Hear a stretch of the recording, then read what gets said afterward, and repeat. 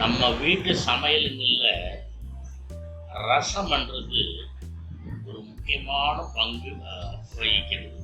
குறிப்பாக நம்ம தமிழர்களின் அறுசுவை சமையல் என்ற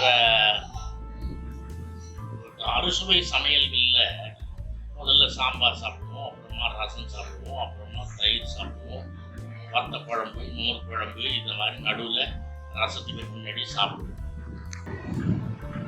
இப்போ நம்ம பாரம்பரியமான சமையல்ல ரசம் இவ்வளோ முக்கியம் வகிக்கிறதுனால நான் ஒரு ரசத்தை இன்னைக்கு செஞ்சு காட்டுறாங்க. இது பேசிக் கர்நாடகா முறையில் அவர்கள் தக்காளி ரசம் புளியே சேர்க்காம பூண்டே சேர்க்காம வேற எந்த விதமான இதுவும் சேர்க்காம வெறும் தக்காளியை மட்டும் லேசாக வச்சு பண்ற ஒரு ரசத்தை என்னுடைய ஓன் ஸ்டைலில் நான் இப்போ செஞ்சு காட்ட போகிறேன். இந்த ரசம் மிகவும் எளிமையானது, ஈஸியாக செய்யலாம். இளைஞர்கள் முதல் பேச்சுலர்ஸ் எல்லாருமே சும்மா இருக்கும்போது இதை செய்யலாம். இது ஒரு சூப் ஸ்டைலாகவும் இருக்கும். இதை சாப்பாட்டுக்கு ஒரு சூப்பாகவும் குடிக்கலாம், இல்லை சாதத்தோடு கலந்து சாப்பிடலாம். எப்படி சாப்பிட்டாலும் சுவைக்கு எதுவுமே ஈடாகாது. செஞ்சுப்பாங்க. இப்போ நான் பேசிக்கிட்டே இருந்தா எப்படி நேராக போயிட்டு எப்படி செய்யலாம், இதுக்கு தேவையான பொருட்கள் என்ன, இது செய்முறை என்ன, நான் செயல் விளக்கத்தையே உங்களுக்கு நன்றாக காட்டி ரசத்தை இறக்கி விடுறேன். வாங்க. இளைஞர்களே, ஒர்க் அட் ஹோம் செய்யும் ஆண்களே, பெண்களே, இந்த ரசத்தை ட்ரை பண்ணுங்க. அவர்கள் உங்களை லைக் பண்ணுவாங்க. வாங்க.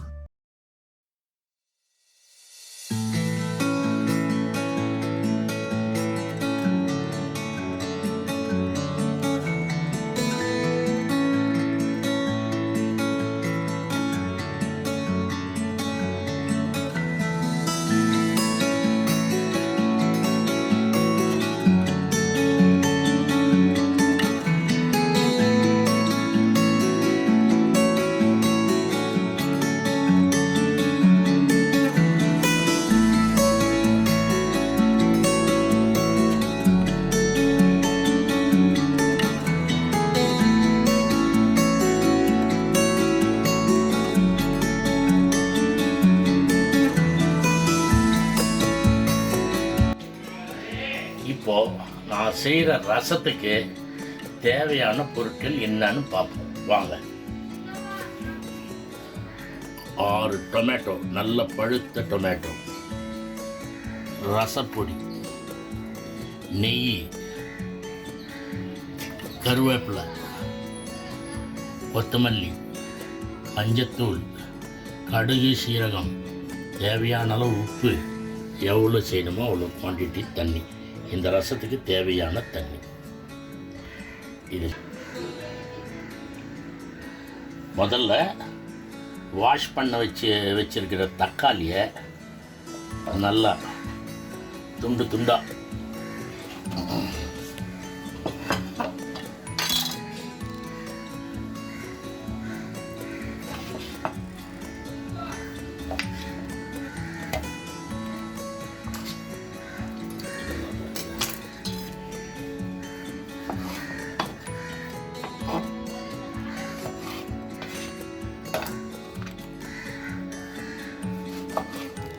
ரசத்தில் எத்தனையோ வகை இருக்குது.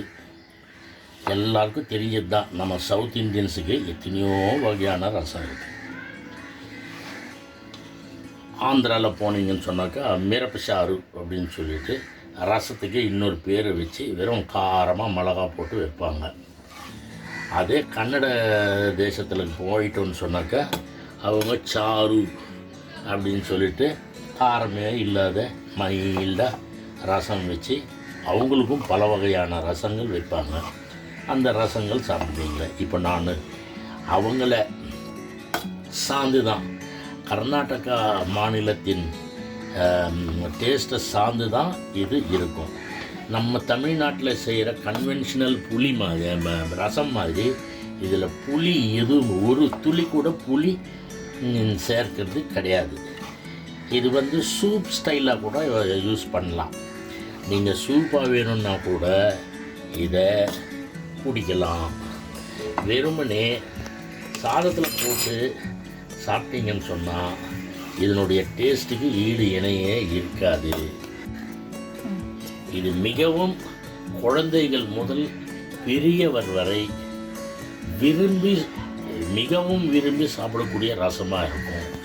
ரெண்டாவது, இதனுடைய பின்விளைவுகள் எதுவுமே இதுக்கு இருக்காது. ரொம்ப நல்ல டேஸ்டான ஒரு ரசம். இப்போ மூடி அரைக்க போகிறோம். இதை அரைச்சிக்க போகிறோம்.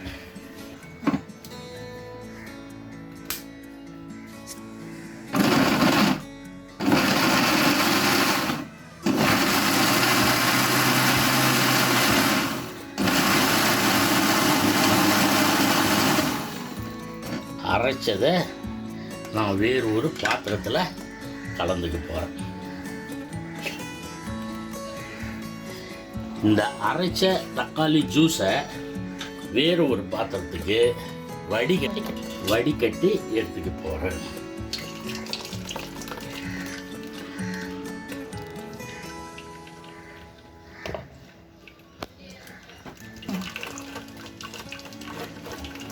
இந்த கன்சிஸ்டன்சியில் அரைச்ச பிறகு இதை இந்த வடிகட்டி முழுமையாக அதில் இருக்கிற மொத்த ஜூஸையும் எடுத்துக்கிட்டு இந்த ரசத்தினுடைய டேஸ்ட்டு அப்படியே வேறு எதுவுமே தொட்டுக்கிறதுக்கு இல்லாமல் தனியாக சாப்பிட்டுடலாமான்ற மாதிரி ஒரு நல்ல சுவையான ஒரு டேஸ்ட்டாக இருக்குது. சிம்பிளானது, மிகவும் சிம்பிளானது. யார் வேணாலும் செய்யலாம். வீட்டில் பேச்சுலர்ஸு செய்யலாம், சின்ன பசங்க செய்யலாம், பெரியவங்க செய்யலாம். எஸ்பெஷலி சிக்காக இருந்து டேஸ்ட்டே போனவங்களுக்கு இந்த மாதிரி ரசமெல்லாம் கொடுத்தீங்கன்னு சொன்னால் ரொம்ப விரும்பி சாப்பிடுவாங்க. தக்காளியில் இருக்கிற மொத்த ஜூஸும் எடுத்து இந்த மாதிரி சக்கை வந்த உடனே இந்த சக்கையை தூக்கி போட்டுருங்க. போட்டுட்டு இப்போ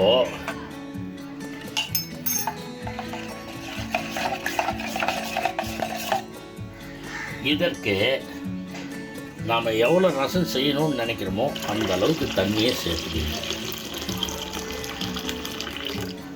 நான் இவ்வளோ ரசம் செய்ய போகிறேன். இதில் இதுக்கு தேவையான அளவுக்கு மஞ்சத்தூள்,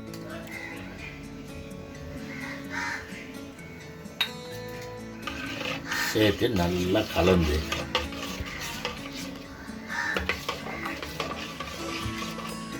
பிறகு இதுக்கு தேவையான அளவுக்கு உப்பு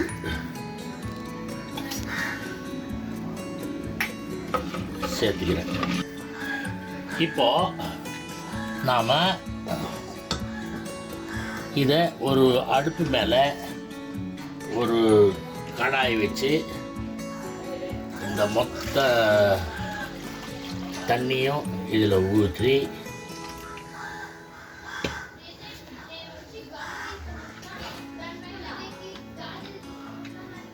அடுப்பு பற்ற வச்சு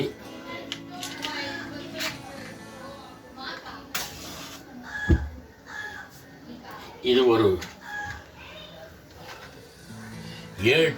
7 to 8 நிமிஷம் வரையிலும் நல்ல பச்சை வாசனை, தக்காளி பச்சை வாசனை போகிற வரையிலும் இதை நல்லா கொதிக்க விடணும். இப்போ இது கொதிக்க ஆரம்பிச்சிடுச்சு. 2 minutes நல்லா கொதிக்க விடுங்க.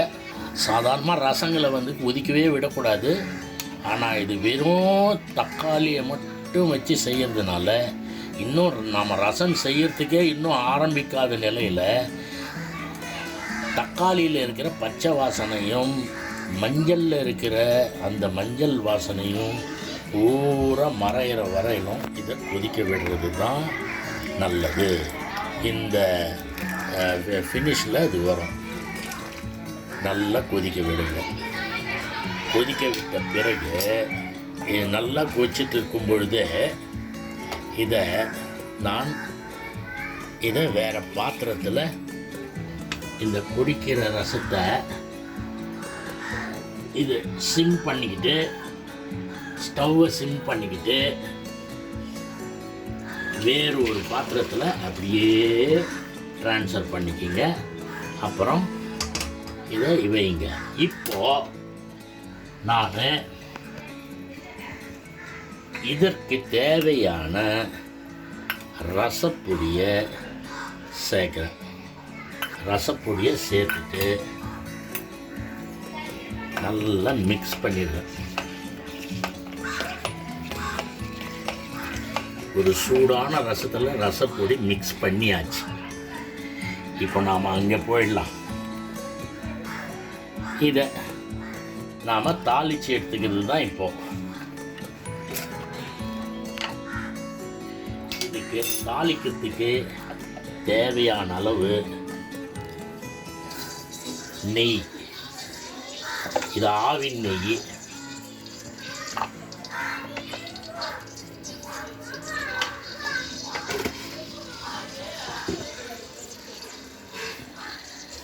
இந்த ஆவின் நெய் சூடான பிறகு இதில் கடுகு, சீரகம்,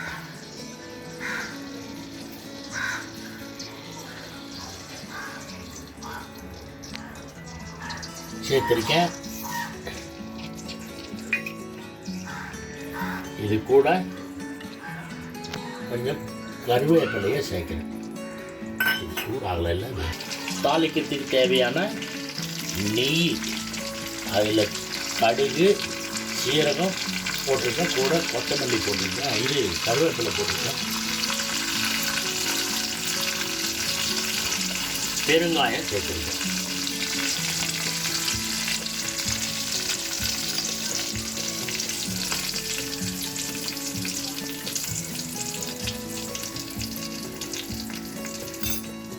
அது கடுகு வெடித்த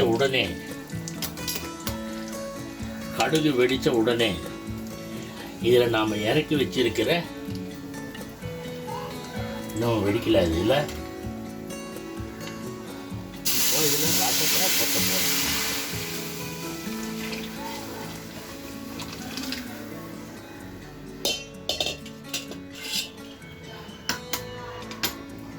தாளிச்சிட்டு அதில் ரசம் கொட்டின உடனே அதனுடைய மனம் அப்படியே என்னை தாக்குது. அந்த அளவுக்கு அப்படியே போய் எடுத்து சூடாகவே குடிச்சிடலாமா அப்படின்ற மாதிரி ஒரு எண்ணம் எனக்கு தோணுது. செஞ்சு பாருங்கள், நிஜமாக ரொம்ப நல்லா இருக்கும்.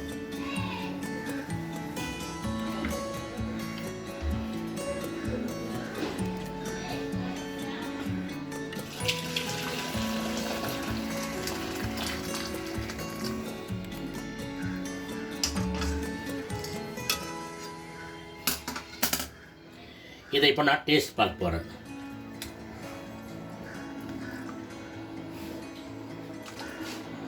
சூடான சுவையான தக்காளி ரசம், புளி சேர்க்காதது, எந்த விதமான அதிகமான பொருட்களே கிடையாது, வெறும் ரொம்ப simple rasam. Vegetarians, even Jains கூட இதை ரொம்ப விரும்பி சாப்பிடக்கூடிய அளவில் சாப்பிட்டு பாருங்கள், நல்லா.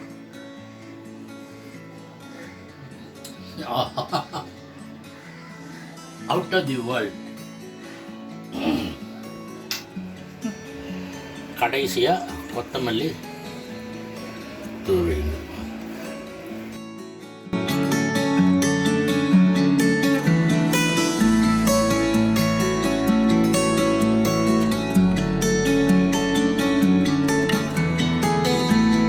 என்னங்க பிடிச்சிருக்கா? லைக் பண்ணுறீங்களா?